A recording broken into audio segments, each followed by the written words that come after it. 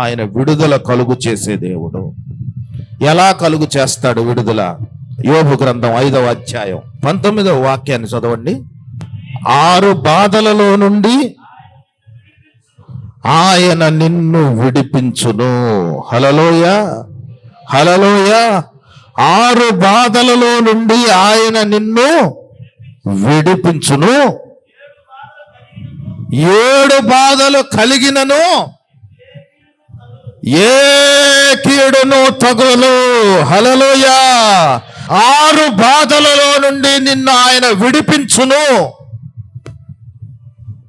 7వ బాధ కలిగినను నీకు ఏ కీడు తగలదు.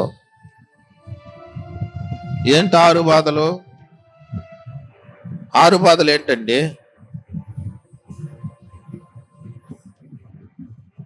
21వ వచనం, నోటి మాటల చేత కలుగు నొప్పి నీకు తగలకుండా ఆయన నిన్ను చాటు చేయును. హల్లెలూయా, హల్లెలూయా.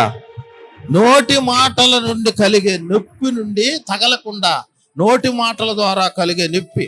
కొంతమంది మాట్లాడారు అనుకోండి, సూటిగా పెనిన్న ఒక మాట మాట్లాడితే హన్న గుండె గుచ్చుకునేదట.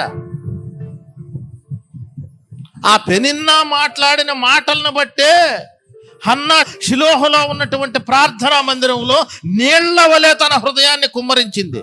సెకండ్ థింగ్, రెండవదిగా చదవండి. ప్రళయము వచ్చినను నీవు దానికి భయపడవు. హల్లెలూయా. ప్రళయం వచ్చినా కూడా నీవు దానికి భయపడవు. అంటే అంతటి ధైర్యాన్ని, అంతటి మనోనిబ్బరాన్ని ప్రభు ఇస్తాడట. నెక్స్ట్, పొలములోని రాళ్లతో నీవు నిబంధన చేసుకుని ఉందువు. అడవి మృగములు నీతో సమ్మతిగా నుండును. హల్లెలూయా. అడవి మృగముల వలన కలిగే కీడు కలగదట. ప్రళయమును క్షామమును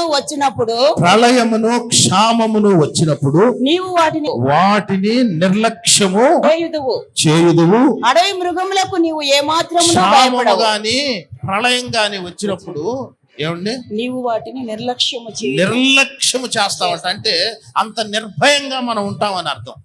నీదైనది ఏది కూడా నీవు పోగొట్టుకున్నవట. ఆమెన్. అది రూపాయి కావచ్చు, లేకపోతే నీకు కలిగిన వస్తువులు కావచ్చు, నీకు కలిగిన ఘనత కావచ్చు, నీకు కలిగిన గౌరవం కావచ్చు, నీకు కలిగిన ఉద్యోగం కావచ్చు, నీకు కలిగిన వ్యాపారం కావచ్చు, నీకు కలిగిన చేతి పని కావచ్చు, ఏది కూడా నీదైన దానిని నీవు పోగొట్టుకొనవు. ఆమేన్.